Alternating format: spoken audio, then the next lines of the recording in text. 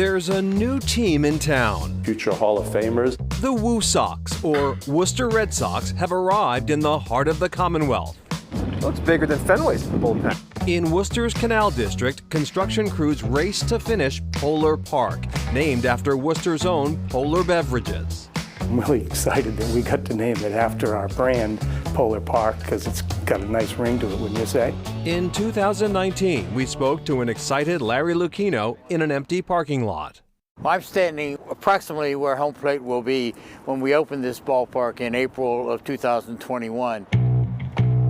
But what was once cracked concrete is now a new ballpark that will eventually hold close to 10,000 fans. This complex will include the ballpark, about 6 acres of ballpark premises. And then across the street, we have 12 acres that we are developing with a mixed-use developer, apartment buildings, a hotel, potential biotech space. And we're also hoping in left field here to have a commercial office building at some point in the next few years. So it's going to be a pretty substantial campus when all is said and done. Worcester Red Sox Executive Vice President Dan Ray tells us the park is built like a 3-layer cake. We are up on the suite level right now, which is the top layer of the cake. Below us is the concourse level.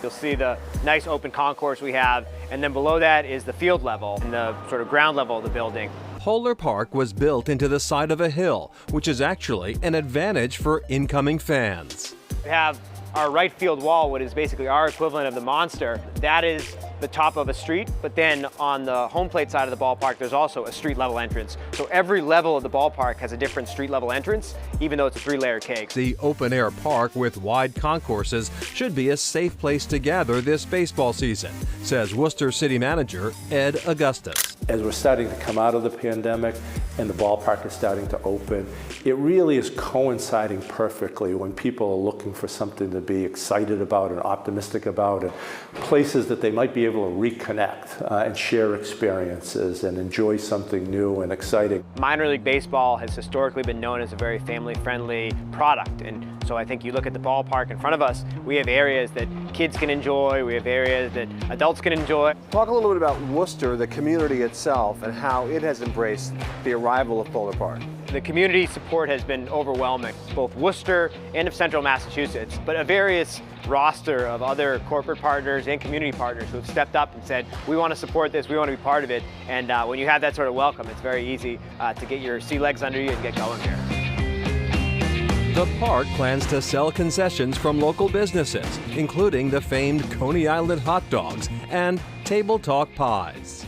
It'd be nice that we're going to have a presence in there, our history. We're such close neighbors.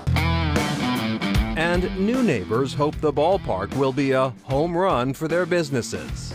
The Woo Sox are going to drive people to the stadium, but people coming in from different parts of New England are going to say, well, you know, this is an affordable baseball game I can go to, but I want to make a day out of it. What else is going on around here? You can't miss this place. There's such an attraction with that ballpark, with new businesses. It's very diverse. There's not one week where we don't see anything new or anything progressing. Progress of which the Worcester Red Sox are excited to be a part. You look out, the city skyline shows you, new apartment buildings and new hotels and new activity, and we're part of that progression, I think. We're not starting it ourselves, we're actually joining in a wave, and I think that's really exciting for us to be part of something that's bigger and better than just the Woo Sox. And of course, Worcester is excited to have a minor league team in the city.